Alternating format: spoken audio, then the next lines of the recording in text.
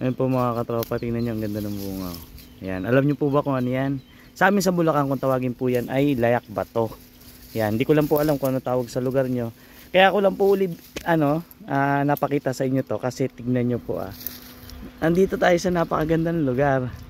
Tapos nadaanan ko lang to kaya hindi ko na rin pinalagpas na kunin para ipakita sa inyo yung ganda ng bundok.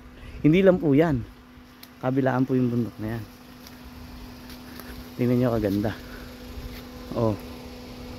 Tapos ayun pa yung bunga, meron pang natira. Pitasin na rin natin. Pag hilaw siya, ito yung itsura nya.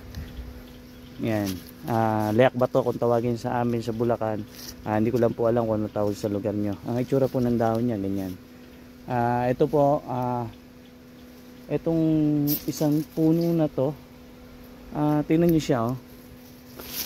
Tutusin baging yan pero tumataba yung puno nya. Kuha rin tayo ng hilaw, no, para mapakita natin kung ano itsura ng loob.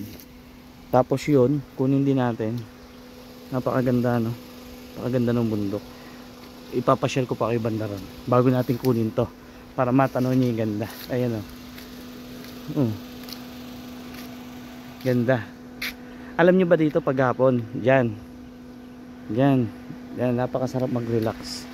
Pero ito kailangan natin kunin. Medyo mataas siguro ito na lang. Napakita ko lang naman para makita nyo lang naman yung ganda ng lugar na pinuntahan ko. Ibig sabihin kahit saan lugar maaari kayo makakita na ito basta kilala nyo yung puno. Ganda, no? Siyempre dapat tikman natin yan. Balatan natin ang buo.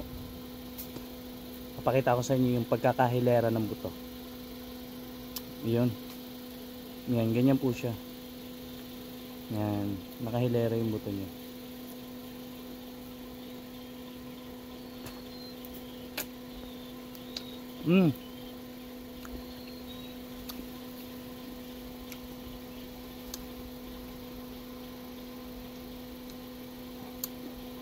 Mas masarap siya dun sa nakuha namin nila, kaya ito matamis sa mahil. Pwede yung lunukin yung buto, pwede nyo na itapon. Masasabi ko ito mas masarap kaya babalik-balikan natin to. Tapos tingnan nyo yung ganda ng view rito. Yan. Doon po ako pupunta sa pagitan ng dalawang bundok sa may ibaba. Tapos dito yung palang itaas meron pang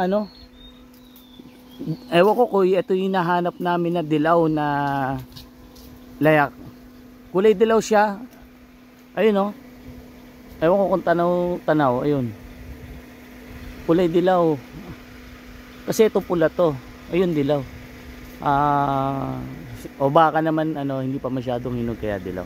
Ayun pa mga katropa, pinakita ko lang po uli kasi ang ganda kasi ng lugar kaya pumitas tayo at tinikman natin kung matamis. Saka para mapakita ko na rin na kahit saan lugar kayo pumunta, maaari kayo makakita nito. Pinakilala ko na rin yung itsura ng dahon niya. Ayan po. Sa gilid ng daan mas marami yan. Ganyan po itsura ng dahon.